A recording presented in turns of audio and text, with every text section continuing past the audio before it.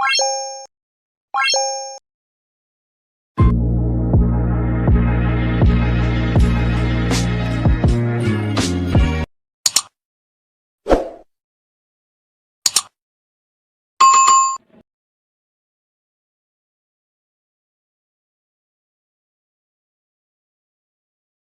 बच्चों, कैसे हो आप। आज हम देखेंगे कक्षा 8 विषय कंप्यूटर, लेसन नंबर 3 कलन विधि की रचना। सबसे पहले हम परिचय देखते हैं। तुम जानते हो कि कंप्यूटर दिए गए डेटा पर प्रोग्राम के अनुसार प्रक्रिया करके आउटपुट तैयार करता है। बच्चों, आप ये चीज़ जानते हो, ठीक है। कंप्यूटर क्या करता है, पहले डेटा को इनपुट करता है, फिर उसके अनुसार प्रोग्राम के अनुसार उस पर प्रक्रिया करेगा और फिर आउटपुट तैयार करता है। कंप्यूटर को दी जाने वाली तर्कबद्ध सूचनाओं के समूह को प्रोग्राम कहते हैं। यह भी आप जानते हो। प्रोग्राम की सहायता से कंप्यूटर बहुत सारे कार्य जो होते हैं वो पूर्ण कर सकता है अथवा कई समस्या हल कर सकता है। कंप्यूटर जो है, हम उसमें इनपुट करते हैं डेटा, उसके बाद उसके ऊपर क्या करता है, वो प्रक्रिया करता है। किसके मदद से करता है, प्रोग्राम की सहायता से, ठीक है। तो उसकी सहायता से वह अपना कार्य पूर्ण भी करता है और अगर पूर्ण ना कर सके तो बहुत सारी समस्या को हल भी कर सकता है, ठीक है। अब नीचे हमें दिया हुआ है, यह केवल समस्या हल करने में सहायता करता है, ठीक है।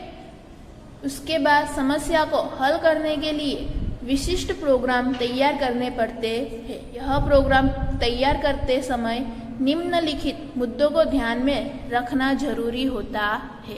यहाँ हमें नीचे 8 मुद्दे दिए हुए हैं, ठीक है। उसको ध्यान में रखना जरूरी होता है जब आप प्रोग्राम तैयार करते हो तब। जैसे कि पहले क्रम पर दिया हुआ है समस्या को पहले जानना, उसके बाद दूसरे क्रम पर दिया हुआ है समस्या के हल के लिए डेटा यानी कि इनपुट तथा अपेक्षित आउटपुट यानी कि निश्चित, ठीक है। आपने कुछ भी डेटा एंटर किया है तो उसके अनुसार आपका जो आउटपुट होता है वो आपको अपेक्षित आउटपुट तैयार करना पड़ता है। हम बोलते हैं ना अंदाज से, ठीक है। कुछ गणित में जैसे प्रश्न होते हैं, वो प्रश्नों को आप देखकर आप उसका मौखिक आंसर आप बता सकते हो, ठीक है। स्टेप बाय स्टेप जब हम उनको गिनते हैं उसके बाद तो हम बता ही सकते हैं, पर उसके अलावा कुछ प्रश्न ऐसे होते हैं जिसके आंसर आपको मौखिक पता चल जाते हैं, यानी कि आंसर जो होते हैं वो मौखिक आपको पता चल जाते हैं, उसे कहते हैं अपेक्षित आउटपुट। उसके बाद तीसरे क्रम पर दिया हुआ है अपेक्षित आउटपुट प्राप्त करने के लिए आवश्यक शर्तों यानी कि कारकों, ठीक है, पर विचार करना, यानी कि आपको आउटपुट तैयार करना है। मैं यहाँ पर एग्जाम्पल गणित का दे रही हूँ क्योंकि गणित में ऐसे प्रश्न होते हैं, ठीक है। जैसे कि गणित में कोई प्रश्न है, ठीक है, उसका आपको अपेक्षित आउटपुट आपको पता है, यानी कि उसका आंसर आपको पता है। अब उस आंसर को आपको प्राप्त करना है तो उसके लिए जो जो हम सूत्र लिखते हैं वह हमें उस पर क्या करना है, विचार करना है, ठीक है। उसके बाद समस्या हल करने के मार्ग में आने वाली रुकावटों पर विचार करना। जब आप जो आपका गणित का जो एग्जाम्पल है, ठीक है, उसको आप जब सॉल्व करते हो उस समय आपके मार्ग में जो भी समस्या आती है, रुकावट आती है, उसके बारे में भी आपको विचार करना है कि अगर आपने कोई सूत्र लिखा है, वह सूत्र अगर सही नहीं है तो उसके बाद आप क्या करोगे, ठीक है। उसके बाद यहाँ पे दिया हुआ है उपलब्ध विकल्पों में श्रेष्ठ विकल्प पसंद करना। आपके पास 2-3 ऑप्शन है कि आप इस प्रकार से भी, इस पद्धति से या इस रीत से भी आप जो एग्जाम्पल है उसको सॉल्व कर सकते हो, दूसरी रीत से भी कर सकते हो। उनमें से जो आपको अच्छी लगे उस विकल्प से आपको क्या करना है, उसको सॉल्व करना है, ठीक है। फिर उसके बाद दिया हुआ है परिणाम की गणना करना, परिणाम आपको प्राप्त करना। फिर परिणाम के सत्यता की जांच करना, यानी कि आपका जो एग्जाम्पल आपने सॉल्व किया, ठीक है, उसका जो उत्तर आपको आंसर मिल गया, उसके बाद में लास्ट में आपको उस आंसर को चेक भी करना है कि वह आंसर राइट है या रॉन्ग, ठीक है। ऊपर हमने जो मुद्दे देखे उसका अगर आप ध्यानपूर्वक अध्ययन करते हो तो आप समझ जाओगे कि प्रोग्राम लिखना और कुछ नहीं बल्कि किसी समस्या का सोपानबद्ध यानी कि स्टेप वाइज हल होता है। ठीक है, जो हम मैथ में यानी कि गणित में करते हैं, स्टेप वाइज हम क्या करते हैं, उसको सॉल्व करते हैं। ठीक है, कंप्यूटर प्रोग्राम एक एल्गोरिथम होता है जो क्या करता है बच्चों, कंप्यूटर को बताता है कि किसी विशिष्ट कार्य को पूर्ण करने के लिए आपको जो आप स्टेप लिखते हो वो किस क्रम में लिखना है, यानी कि कौन से स्टेप आपको लिखने हैं और उस स्टेप को कौन से क्रम में लिखना है वह आपको यानी कि कंप्यूटर को बताता है। हमारा नेक्स्ट टॉपिक है एल्गोरिथम यानी कि कलन विधि। ठीक है, कलन विधि का अर्थ क्या है? कलन विधि यानी कि एल्गोरिथम किसे कहते हैं? एल्गोरिथम किसी कार्य को पूर्ण करने की विधि का वर्णन करता है और उस विधि को समझाता है। एल्गोरिथम क्या होता है? आप कोई भी कार्य करते हो उसका स्टार्ट होने से लेकर पूर्ण होने तक की बीच की जो भी प्रक्रिया होती है उसका वर्णन करता है। ठीक है, उसके अलावा वो उस प्रक्रिया को समझाता भी है। एल्गोरिथम सुनिश्चित नियमों का एक समुच्चय होता है जो बताता है कि कुछ कार्यों को पूरा करने या कुछ समस्या को सीमित सोपानों में कैसे हल किया जाता है। यह कौन बताता है? एल्गोरिथम। ठीक है, एल्गोरिथम तैयार करने के लिए दो महत्वपूर्ण मुद्दे होते हैं। एक होता है अचूक परिणाम, एक क्या होता है? अचूक परिणाम, और दूसरा है प्रक्रिया यानी कि प्रोसेस की कार्य क्षमता। ठीक है, एल्गोरिथम के दो प्रकार है, एक होता है डेफिनेटिव एल्गोरिथम और दूसरा होता है सब्जेक्टिव एल्गोरिथम। पहले क्रम पर दिया हुआ है डेफिनेटिव एल्गोरिथम।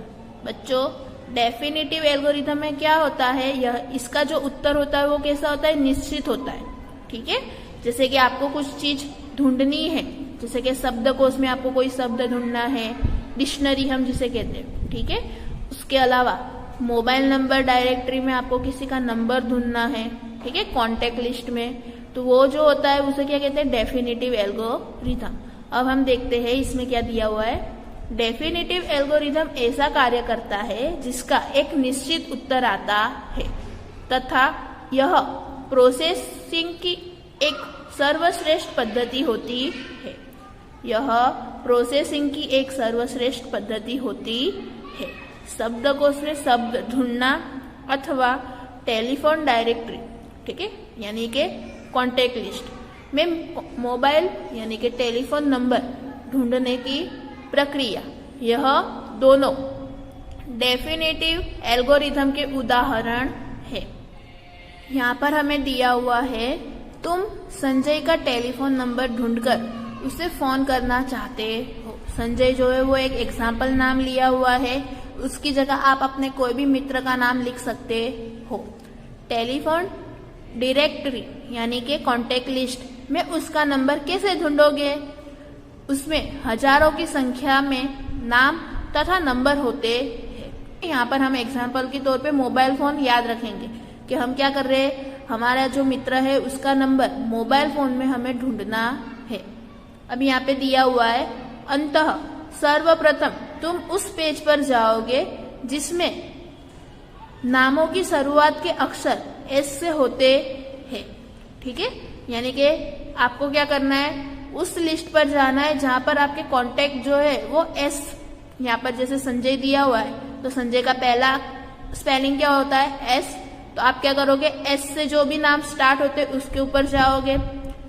इसके बाद क्या करोगे, एस ए, उसके बाद एस ए एन, ये सारे जो है वो आप ढूंढोगे। ठीक है, अपेक्षित नाम मिलने तक इस विधि का पालन करते रहोगे। टेलीफोन नंबर नोट करोगे तथा नंबर डायल करोगे। अभी हमने जो प्रक्रिया समझी, अब उस प्रक्रिया को हम आकृति के माध्यम से समझते हैं। ठीक है, यहाँ पर देखो बच्चों, सबसे पहले क्या लिखा हुआ है, बिगिन। बिगिन का मतलब होता है कि स्टार्ट, ठीक है, स्टार्ट करना।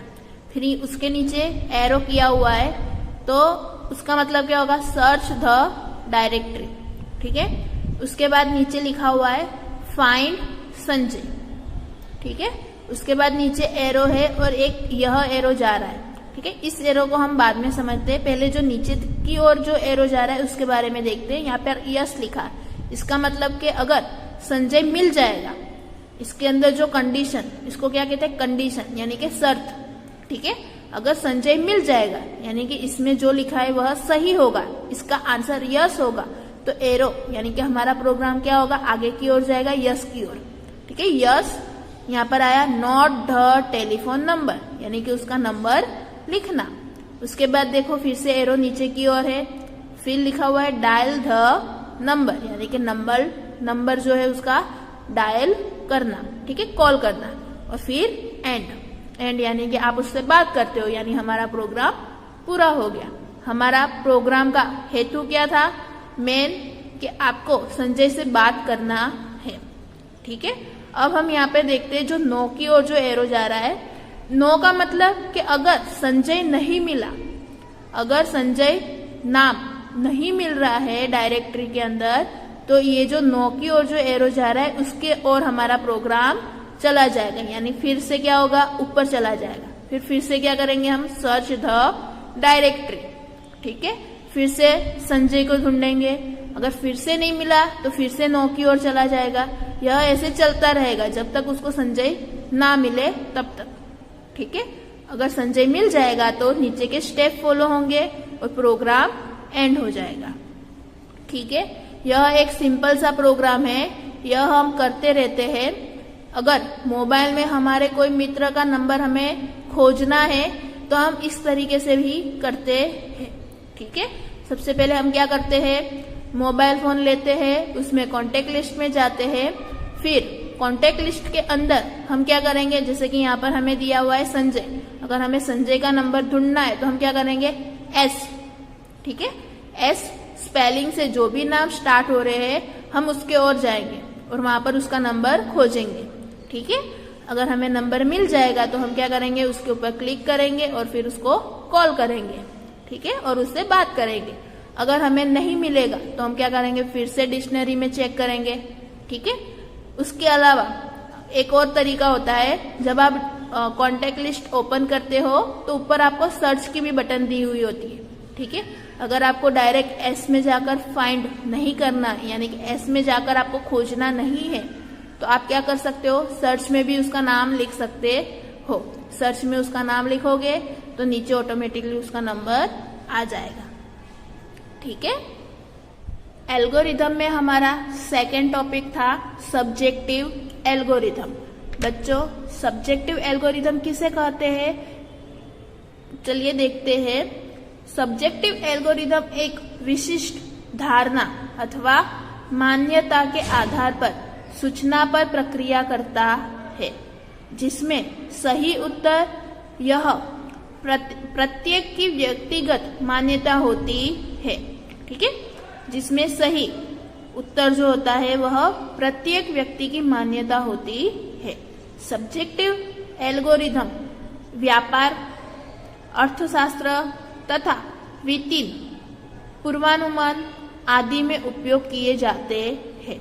इंटरनेट पर सर्च इंजन द्वारा उपयोग किए जाने वाले एल्गोरिथम सब्जेक्टिव एल्गोरिथम के उत्तम उदाहरण है। यानी कि आप इंटरनेट पर जो भी सर्च करते हो वह क्या होता है, एक सब्जेक्टिव एल्गोरिथम का उदाहरण है। यानी कि आप कुछ शब्द लिखते हो और उसके रिलेटेड जो भी होता है वो आपको नीचे ऑटोमेटिकली सर्च होकर आ जाता है, ठीक है। उसके बाद यहाँ पे लिखा हुआ है, इंटरनेट पर तुम्हारी अपेक्षित सूचना किस वेब पेज पर मिलेगी, इसका निर्धारण करने के लिए प्रत्येक सर्च इंजन की विभिन्न कार्य पद्धति होती है। सारे सर्च इंजन जो होते हैं उसकी अपनी अलग अलग तरीके होते हैं, अपनी अलग अलग पद्धति होती है। सर्च इंजन के डिजाइनर्स निर्धारित करते हैं कि श्रेष्ठ यानी कि बेस्ट क्या है, ठीक है। भिन्न भिन्न सर्च इंजन के लिए यह श्रेष्ठ विकल्प भिन्न भिन्न हो सकता है। यानी कि जरूरी नहीं है कि जो हमारे लिए अच्छा है, हमारे लिए जो चीज बेस्ट होती है वही चीज हमारे फ्रेंड के लिए भी हो, ठीक है। हम जिस पेन से लिखते हैं हम उस पेन से लिखते हैं, क्यों? क्योंकि वह पेन हमें अच्छी लगती है, ठीक है, उससे हमारे राइटिंग अच्छे आते हैं। ये सारी अलग अलग हमारे पॉइंट्स है, इसलिए हम वो पेन यूज करते हैं। पर जरूरी तो नहीं है कि हमारा मित्र भी वही पेन यूज करता हो, उसकी भी राइटिंग उसी पेन से अच्छी आती हो, ठीक है। वैसे कि सबके लिए जो भिन्न श्रेष्ठ विकल्प यानी कि बेस्ट विकल्प जो होता है वो भिन्न भिन्न होता है, यानी कि अलग अलग होता है। बच्चों, यहाँ पर एक एग्जाम्पल दिया हुआ है जो स्कूल के ड्रेस कोड का है। यानी कि आपको पता है बहुत सारी स्कूल ऐसी होती है जहाँ पर अलग अलग दिन अलग अलग यूनिफॉर्म पहनना होता है, ठीक है। तो वैसा ही कोई एक एग्जाम्पल है यहाँ पर उससे रिलेटेड। जैसे कि उनका स्कूल का नियम है कि सोम से गुरु जो होता है वो यूनिफॉर्म सेम होता है, यानी कि स्कूल यूनिफॉर्म पहनना होता है। शुक्रवार को जो होता है वो मनपसंद ड्रेस पहन सकते हैं। और फिर शनिवार को जो होता है वो पीटी यानी कि व्यायाम का जो यूनिफॉर्म होता है वो उनको पहनना होता है, ठीक है। तो देखिए यहाँ पे हमें स्टेप दिए हुए हैं। पहला स्टेप दिया हुआ है, पहले तो हम ढूंढेंगे कि आज कौन सा दिन है। क्या करेंगे? आज कौन सा दिन है वो पहले हम डिसाइड करेंगे, ठीक है। दूसरे स्टेप में लिखा हुआ है शुक्र, शनि अथवा रवि के सिवाय किसी भी दिन आप नियमित यूनिफॉर्म पहन सकते हो, ठीक है। शुक्रवार, शनिवार और रविवार हो तो इन 3 दिन के अलावा अगर कोई भी वार है, यानी कि सोम से गुरुवार के बीच में कोई भी वार है, कोई भी दिन है, तो आपको क्या करना है? नियमित यूनिफॉर्म पहनना है। यदि आज शुक्रवार है तो आप अपना मनपसंद ड्रेस पहन सकते हो। अगर आज शुक्रवार है तो क्या होगा? अपना मनपसंद ड्रेस पहन सकते हो। यदि आज शनिवार है तो तुम्हें पीटी यूनिफॉर्म पहनना पड़ेगा। अगर आज शनिवार है तो क्या होगा? पीटी यूनिफॉर्म पहनना पड़ेगा। चलिए अब उसको हम आकृति के माध्यम से, आकृति के रूप में समझते हैं। पहले तो क्या हो रहा है? बिगिन का मतलब होता है कि स्टार्ट, ठीक है। उसके बाद देखो एरो कहाँ जा रहा है? नीचे की ओर। यहाँ पे क्या लिखा है? What day is it today, यानी कि आज कौन सा दिन है, ठीक है। अब यहाँ पर देखो एक एरो इस तरफ जा रहा है, एक एरो नीचे की ओर है और एक एरो इस तरफ जा रहा है, ठीक है। तो अब हमने जो लिखा है what day is it today, आज कौन सा दिन है, उस हिसाब से हमारा एरो जाएगा और उस हिसाब से हमारा प्रोग्राम होगा। अगर आज सोमवार से गुरुवार के बीच में कोई डे है, ठीक है, मंडे टू थर्सडे के बीच में कोई डे है, तो क्या होगा? इस तरफ एरो आएगा और फिर नीचे जाएंगे। यहाँ पे क्या लिखा है? वेयर रेगुलर यूनिफॉर्म, यानी कि आपको नियमित यूनिफॉर्म पहनना है। जो आपका स्कूल यूनिफॉर्म है वही पहनना है, ठीक है। वह पहनने के बाद ये एरो कहाँ जा रहा है? देखो यहाँ पे क्या लिखा है? गो टू स्कूल, यानी कि स्कूल जाना, ठीक है। नियमित यूनिफॉर्म पहनना है और फिर स्कूल जाना है, ठीक है। और फिर उसके बाद क्या लिखा हुआ है? एंड, यानी कि हमारा प्रोग्राम पूरा हो गया। अब फिर से हम ऊपर आते हैं। यहाँ पे जो लिखा हुआ है कि आज कौन सा दिन है।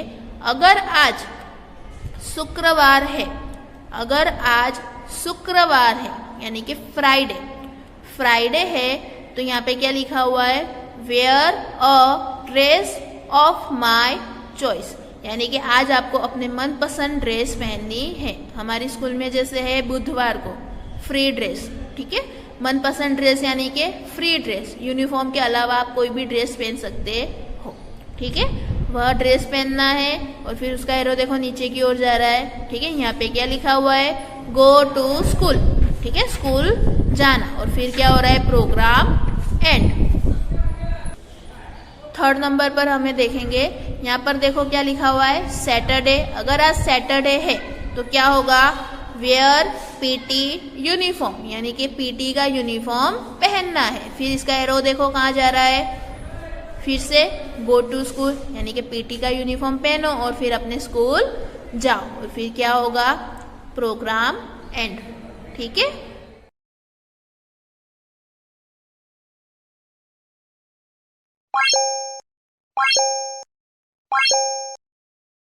यदि आपको इस वीडियो में कोई भी प्रॉब्लम है या वीडियो समझ में नहीं आया है तो वीडियो को बार बार देखें, ठीक है। और अगर आपको मेरी वीडियो अच्छी लगी हो तो आप इसे लाइक, सब्सक्राइब और शेयर करना ना भूलें। Thank you.